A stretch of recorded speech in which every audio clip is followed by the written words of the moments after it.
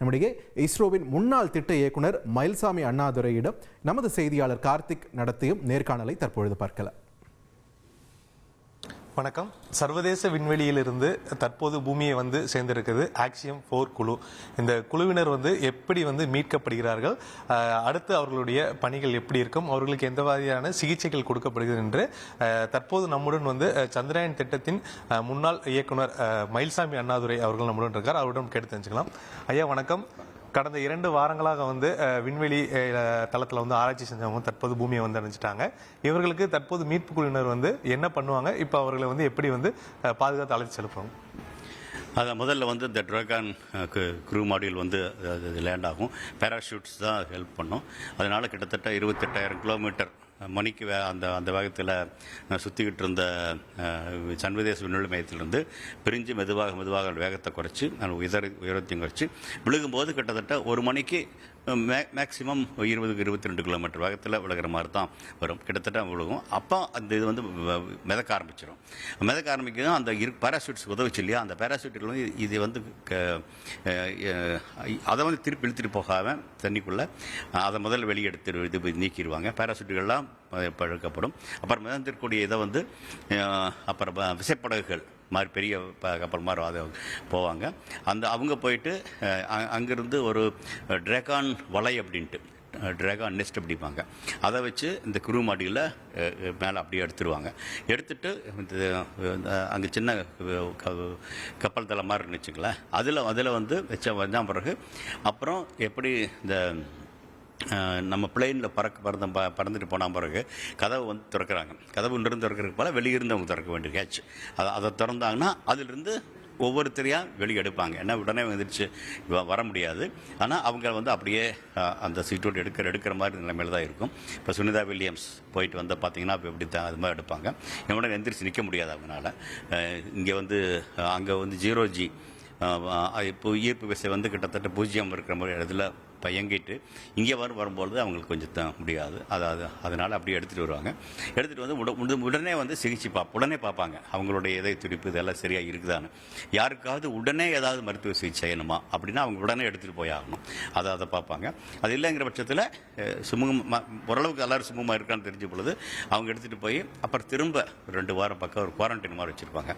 மெதுவாக அவங்க இங்கே இருக்கக்கூடிய பூமியினுடைய சூழலுக்கு பழக்கப்படுத்தணும். குழந்தை எப்படி பழக்கப்படுத்துகிறாங்களோ கிட்டத்தட்ட அதே மாதிரி பிறந்த குழந்தை எந்திரிச்சு நடக்க முடியாது. மெதுவாக அதான் பயணத்தை இது பண்ணணும்.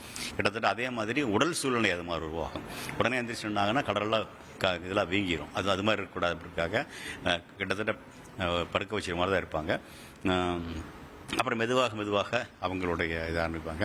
முதல்ல பேசுகிறதுக்கு கூட கஷ்டமாக இருக்கும். ஏன்னா அங்கே இருக்கிறதுக்கு இங்கே இருக்கிற வித்தியாசம் இதெல்லாம் மெதுவாக பண்ணுவாங்க. கிட்டத்தட்ட 30-40 வருடங்களாக ஒவ்வொரு முறையும் வரக்கூடிய விண்வெளிக்கு போயிட்டு வரக்கூடியவர்களுக்கு நடக்கக்கூடியது தான். அப்போலோ காலத்துலேருந்து வச்சுக்கோங்களேன், கிட்டத்தட்ட 50 வருடங்களாக நடக்குது. இப்போ அது கொஞ்சம் சீர்திருத்தப்பட்டு என்ன பண்ணணும் அப்படிங்கிறது கால அட்டவணையே இருக்குது. கிட்டத்தட்ட 40 வருடங்களாக தொடர்ந்து போகுது. அந்த பணி நடக்கும். இப்போ இந்த குழு எல்லாமே இப்போ அந்த கப்பல்லே தயாராக இருப்பாங்களா, இல்லை அங்கிருந்து அவர்களை வெளியே கூட்டு போடுறதுக்கான அந்த நேரங்கள் ஏதாச்சும் ஏற்படும்? அதுதான் அது முதல்ல முதலுதவி அங்கேயே செய்யக்கூடிய டாக்டர்கள் இருப்பாங்க. ஏன்னா எடுத்துகிட்டு போக முடியாமல் முதல்ல செய்யறதுக்கான டாக்டர்கள் இருப்பாங்க. அதனால் முதல்ல எடுத்துட்டு கதவை திறந்து எடுத்துகிட்டு வர்றதுக்கான அதுக்குன்னு படிக்கப்பட்டவர்கள் அவர்கள். அதுக்கு முன்னால் சுற்றுப்புற சூழ்நிலை எல்லாம் சரியாக இருக்கான்னு பார்ப்பாங்க. அங்கேருந்து வர எந்த லீக் இருக்கக்கூடாது. அப்புறம் அது முதல்ல சொன்ன மாதிரி அந்த பேராசூட்டில் தள்ளி போட்டுறணும். பேராசூட் அதே கீழே திருப்பி வரக்கூடாது. அப்புறம் இது மட்டும் தனியாக மிதக்குதுன்னு பார்த்துட்டு அப்புறம் அதை மட்டும் கொண்டு வந்துடுறாங்க. கொண்டு வந்துட்டு மீட்புக்குழு மட்டும் 4 பேருக்கு ஒரு தடவை கொண்டு வருவாங்க. உடனே மருத்துவ குழு வெரிஃபை செக் பண்ணுவாங்க அவங்கள. எல்லாரும் அவங்களோட உடல்நல சரியாக இருக்கா, நீங்கள் அங்கேருந்து விண்வெளியிலிருந்து இங்கே வந்ததையும் ஏதாவது மாற்றுதல் இருக்குதா. ஒரு குழந்தைக்கு எப்படி பண்ணுறாங்களா கிட்டத்தட்ட அதே மாதிரி வச்சுக்கலாம். குழந்தை பிறந்த மாதிரி தான் அவங்க பிறந்த குழந்தை எப்படி இருக்கோ அது மாதிரி தான். அடுத்த 14 நாட்கள் அந்த குழந்தை ஒரு சீக்கிரமாக நடந்தவருக்கான அந்த வழிமுறைகள் கிட்டத்தட்ட அது மாதிரி தான் வரும். அது மாதிரி தான் செய்ய ஆரம்பிக்கிறாங்க. முதலுதவி தேவைப்படுதா அப்படிங்கிறத முதல்ல பார்ப்பாங்க. இந்த பயணத்தில் மிக முக்கியமாக பார்க்க போது நம்மளுடைய இந்திய வீரர் சுபான்சி சுக்லா அவர் இந்த திட்டத்தில் இருந்திருக்காரு. அதே மாதிரி ககன்யான் திட்டத்திலேயே இவர் தான் இருக்க போறார். அப்படின்னு இருக்கும்போது இவருடைய வேலை எப்படி இருக்கும், இவர் விண்வெளியில் பண்ண வேலைகள் என்னென்ன? முதல்ல வந்து அவருடைய உடல் இதுக்கு ஒத்து போச்சா முதல் பார்க்க வேண்டியது அதுதான். இந்த என்ன கிட்டத்தட்ட இதே மாதிரி தான் போக போகுது. அதனால இவருடைய உடல் விண்வெளிக்கு போவதற்கும் விண்வெளியில் இருப்பதற்கும் அப்புறம் திரும்பி வந்த பிறகு அவர் உடல் தகுதி எப்படி அப்படிங்கிறது ஒன்று. ரெண்டாவது, இவர் வந்து இது எல்லாத்தையும் முழுதியாக பார்த்துருக்கார். அதாவது முதல்ல போய் கண்வெள்ளத்தில் ஏறிலிருந்து அப்புறம் நம்ம மேலே போயிட்டு கீழே வந்து அந்த கீழே விழுகிறாங்க. இதே மாதிரி தான் கடலில் தான் விழுக போகிறாங்க. அங்கிருந்து அது மாதிரி எடுக்க போகிறாங்க. அப்போ அங்கிருந்து வெளியே வர்றது. வெளியே வந்த பிறகு அடுத்த 14 நாட்கள் அவர் எப்படி திரும்ப உடல் ரீதியாக வர்றார், உடல் ரீதியாகவும் உள்ள ரீதியாகவும் அவர் எப்படி வர்றார் அப்படிங்கிறத தாண்டி இது ஒரு மிகப்பெரிய பயிற்சியாக வந்துடும். மிகப்பெரிய அந்த பயிற்சிங்கிற தாண்டி உண்மையாக நடந்த ஒரு நிகழ்வு.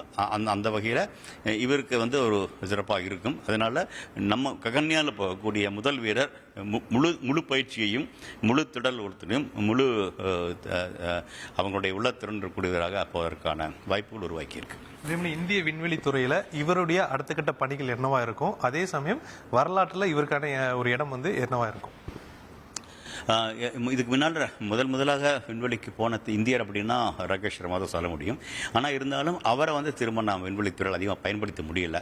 அந்த குறையை நீக்கணும் அப்படிங்கிறத நான் திரும்ப சொல்லிட்டு இருக்கேன். அநேகமாக நீக்கப்படும் நினைக்கிறேன்.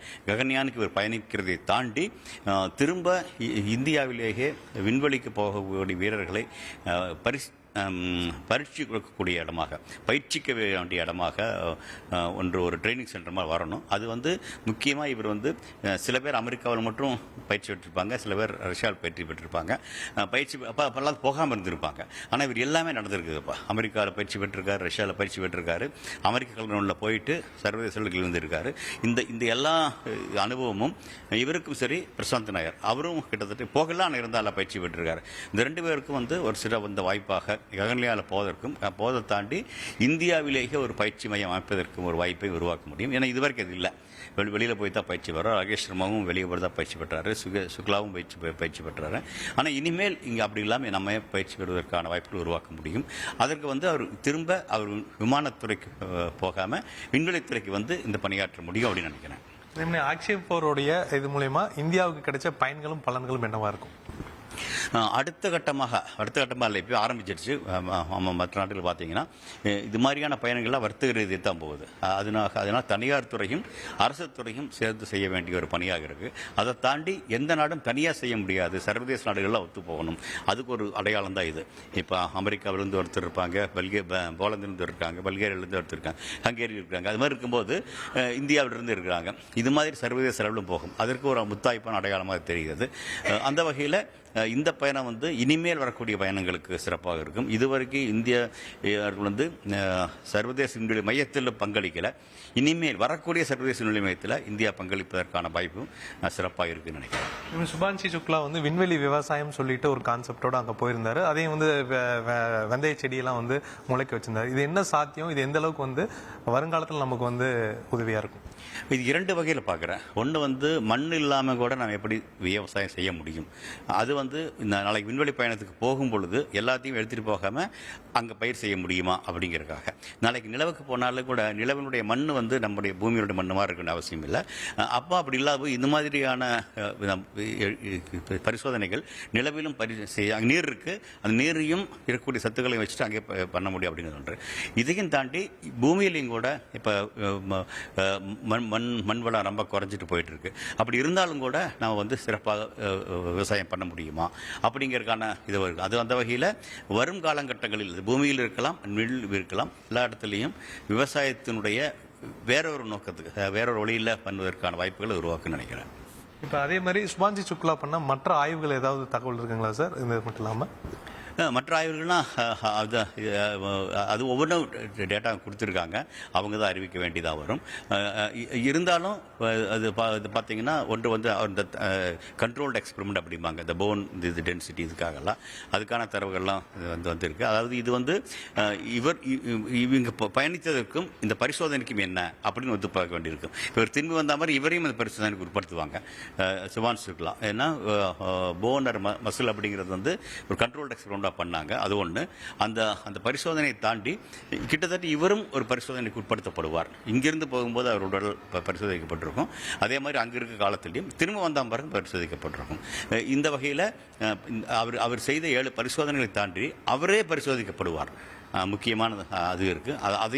அது வந்து ஒரு இந்த எல்லா தரவுகளும் அடுத்த பயணங்களுக்கு அவருக்கும் சரி மற்றவர்களுக்கும் உபயோகமாக இருக்கும். ஒரு பக்கம் சுனிதா வில்லியம்ஸ் திரும்பி வந்தாங்க, இப்போ வந்து சுபாஷி சுக்லா அப்படிங்கிற போது விண்வெளித்துறை மீதான பார்வை வந்து உலக அளவில் மிகப்பெரிய அளவில் பட ஆரம்பிச்சிருக்கு.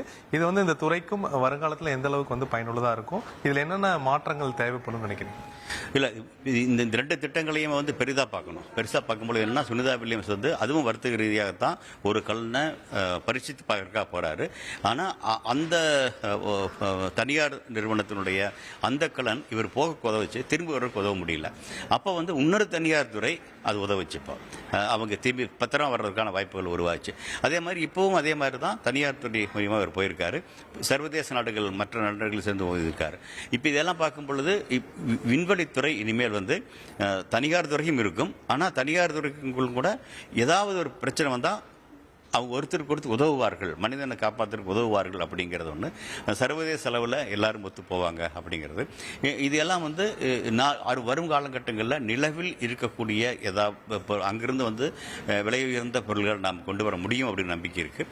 அடுத்த தலைமுறைக்கான எரிபொருள் அங்கிருந்து கொண்டு வர முடியும் இருக்குது. அப்போ வரும் பொழுது நாடுகளுக்கு உடல் பெரிய சண்டை சுயாமல் இது ஒத்துமையாக போவதற்கும், அதில் தனியார் துறை அரசு துறை அப்படிங்கிற வித்தியாசம் இல்லாமல் மனிதகுலமே எல்லாருமே போனால் நல்லா இருக்கும் அப்படிங்கிறது ஒரு இடத்துல நாம் சொல்லிகிட்டு இருப்போம். ஆனால் இங்கே நடைமுறையில் நடந்திருக்குது. அமெரிக்காவும் சரி, ரஷ்யாவும் சரி, மிகப்பெரிய போர் இருந்தாலும் கூட விண்வெளியில் எல்லாம் ஒத்து போயிருக்காங்க. இது வந்து மிகப்பெரிய ஒரு பாடமாக நான் பார்க்குறேன். வருங்காலங்கட்டங்களில் இது வந்து சிறப்பாக இருக்கும். விண்வெளித்துறை முன்னெடுத்து வைக்குது, பின்னால் எல்லாரும் சேருவாங்க அப்படின்னு நம்பிக்கை இருக்குது. இறுதி கேள்வியாக வந்து சுபான்சி சுக்லா வந்து 230க்கு மேற்பட்ட சூரிய உதயங்களை வந்து அங்கே பார்த்ததா சொல்லியிருக்காரு. அது மட்டும் இல்லாமல் அவர் அங்கே பார்த்த அதிசயங்கள், அது போன்ற புகைப்படங்கள் இனிமேல் வெளியே வரும்னு நினைக்கிறேன். அது அவர் பார்த்த அதிசயங்கள் என்னென்னவா இருக்கும், அவர் என்ன சொல்லுவார் இந்தியாவுக்கு? இல்லை, அதிசயங்கள்லாம் ஒன்று வந்து திரும்ப இந்தியா வந்து சொன்னார், நான் படத்தில் பார்த்ததுக்கும் மேலேருந்து பார்க்கறதுக்கும் வித்தியாசம். அதிலிருந்து ஆரம்பித்து சொன்ன மாதிரி இரவு பகல் அப்படிங்கிறது ஒரு 93 நிமிஷத்துக்கு ஒரு முறை, 24 மணி நேரங்கிறது அங்கே 93 நிமிஷம் வருது. அது மாதிரி இருக்கிறத பார்ப்பார். இதை தாண்டி வந்து அதிகமாக இந்த துருவப்பகுதிகளில் பார்த்தீங்கன்னா சில நிகழ்வுகள் நடக்குது. அது வந்து துருவப்பகுதியில் இருக்கக்கூடிய சிலர் மட்டும் தான் பார்க்க முடியுது. ஆனால் அவங்க வந்து இருக்கு பூமியிலேருந்து பார்க்குறாங்க. அதை வந்து அங்கே வந்து மேலிருந்து பார்க்கும்போது வித்தியாசமாக பார்ப்பதற்கான வாய்ப்புகள் இருக்குது. அதையும் அவங்களுக்கு பார்த்துருக்காங்க. எல்லாத்தையும் முடிஞ்ச அளவுக்கு அவங்க ஆவணப்படுத்தியிருக்காங்க. இது எல்லாம் வந்து கண்டிப்பாக அவருடைய அடுத்த பயணங்களுக்கும் அவருக்கு ஏன்னா இன்னொரு முறை ஆச்சரியமாக அவருக்கு இருக்க வேண்டிய அவசியம் இல்லை. ஒரு முறை போயிட்டு வந்த அனுபவம் சிறப்பாக இருக்குன்னு நினைக்கிறேன். ரொம்ப நன்றிங்க. நேர்களே, இவ்வளவு நேரம் இஸ்ரோவின் முன்னாள் திட்ட இயக்குனர் மயில்சாமி அண்ணாதுரை இந்த திட்டம் குறித்த பல்வேறு தகவல்களையும் சுபான்ஷு சுக்லாவுக்கு காத்திருக்கக்கூடிய பணிகள் குறித்தும் விரிவாக பேசினார். அதனை நாம் கேட்டோம். ட்ரெண்டை ஃப்ரெண்ட் ஆக்கிக்கோங்க. தந்தி டிவியின் சப்ஸ்கிரைபர்ஸ் அண்ட் ஃபாலோவர்ஸ் குடும்பத்தில் நீங்களும் இணையுங்க.